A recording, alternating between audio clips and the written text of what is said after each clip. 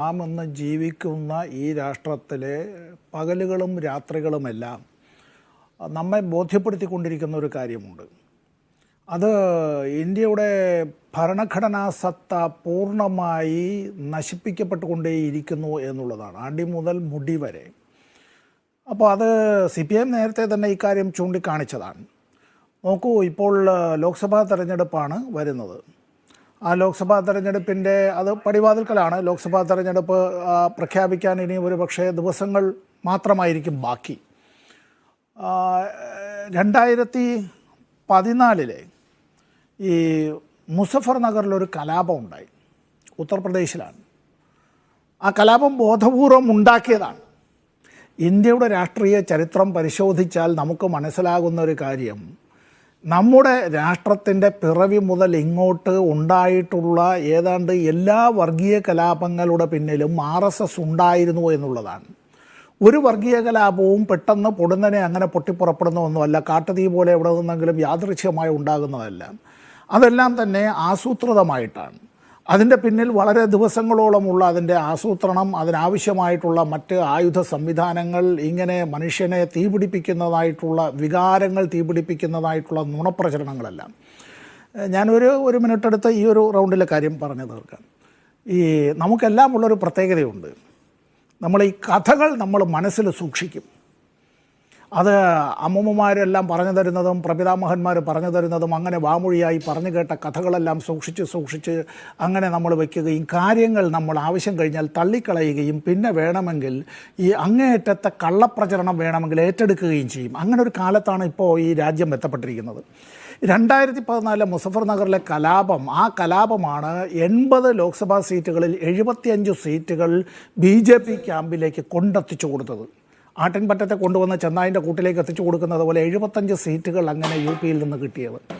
ഇപ്പോൾ ഈ വിഷയത്തെ സംബന്ധിച്ചുള്ളത് ഇതിൻ്റെ നാൾ വഴികളിലേക്കൊന്നും ഞാൻ കടക്കുന്നില്ല, കാരണം അത് വളരെ നീണ്ടതാണ്. നമുക്കിപ്പോൾ അത് ചർച്ച ചെയ്ത് ഇവിടെ അത് പരിഹരിക്കാൻ കഴിയുന്നതല്ല. ഇതിലെല്ലാവരും അഭിഭാഷകരുമല്ല. നമ്മുടെ രാജ്യത്ത് നിലവിലുള്ള സിവിൽ പ്രൊസീജിയർ കോഡിലെ അതിൻ്റെ ഓർഡർ 7 റൂൾ 11 സാധാരണ ഈ സിവിൽ വ്യവഹാരങ്ങൾ കൈകാര്യം ചെയ്യുന്ന അഭിഭാഷകർ അത്തരം കാര്യങ്ങളിൽ അതിൻ്റെ മെയിൻറ്റൈനബിലിറ്റിയെ സംബന്ധിച്ച് അത്തരം ഒരു കാര്യം ഉന്നയിക്കുന്ന ഒരു കാര്യമുണ്ട്.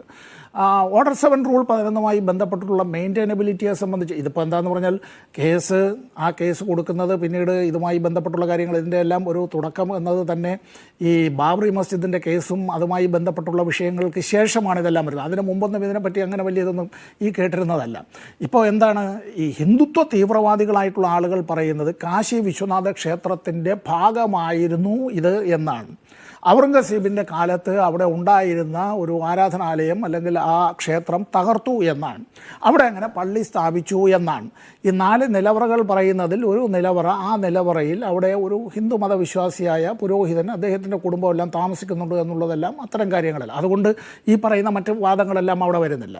ഇവിടെ ഒരു വാരണാസിയിലെ സിവിൽ കോടതി മുതൽ അലഹബാദിലെ ഹൈക്കോടതിയിലേക്കും അവിടെ നിന്ന് ബഹുമാനപ്പെട്ട സുപ്രീം കോടതിയിലേക്കും ഈ കേസുകൾ മുകളറ്റം വരെ പോവുക, താഴേക്ക് വരിക, പാമ്പു മീണയും കളി പോലെ ഇതിങ്ങനെ മുകളിലേക്കും താഴേക്കും ഇത് പോയിക്കൊണ്ടേയിരിക്കുക. പക്ഷേ വളരെ കൗതുകകരമായി ഒരു അഭിഭാഷകൻ എന്നുള്ള നിലയിൽ ഞാൻ പറയുന്നത് ഒരു രാഷ്ട്രീയത്തിൻ്റെ പേരിലല്ല, ഒരു ജഡ്ജി, ജുഡീഷ്യൽ ഓഫീസർ, ഇന്ന് അദ്ദേഹം സ്ഥാനമൊഴിയുകയാണ്. സ്ഥാനമൊഴിയുന്നതിൻ്റെ മണിക്കൂറുകൾക്ക് മുമ്പ് നീണ്ടു പോയ അത്തരത്തിലുള്ള ഒരു കേസിനെ സംബന്ധിച്ചുള്ള വിധി, വളരെ പ്രമാദമായ ഒരു വിധി പ്രസ്താവിക്കുകയാണ്. ആ വിധി പ്രസ്താവിക്കുമ്പോൾ ഞാൻ നേരത്തെ പറഞ്ഞൊരു നിയമപ്രശ്നം അവിടെ ഉണ്ട് എന്നുള്ളത് മാത്രമല്ല, the places of worship act, അതുകൊണ്ട് places of worship act, special provisions act, അതിനെ സംബന്ധിച്ചുള്ള ചോദ്യങ്ങൾ അത് ഇപ്പോഴും പൂർണ്ണമായ ഉത്തരം കണ്ടിട്ടില്ല എന്നുള്ള കാര്യം. ഇത് മാത്രമല്ല, സുപ്രീം കോടതിയിൽ ഇത് സംബന്ധിച്ചുള്ള കേസ് ഇപ്പോഴും നിലനിൽക്കുകയാണ്. സുപ്രീം കോടതിയിൽ നേരത്തെ തന്നെ ഇത് സംബന്ധിച്ചുള്ള ഒരു സ്പെഷ്യൽ ലീവ് പെറ്റീഷൻ അവിടെ പോയപ്പോൾ തന്നെ അവിടെ ജഡ്ജ്മെൻറ്റിൻ്റെ ഭാഗമായ ഒരു എറർ പോലും സംഭവിച്ചു.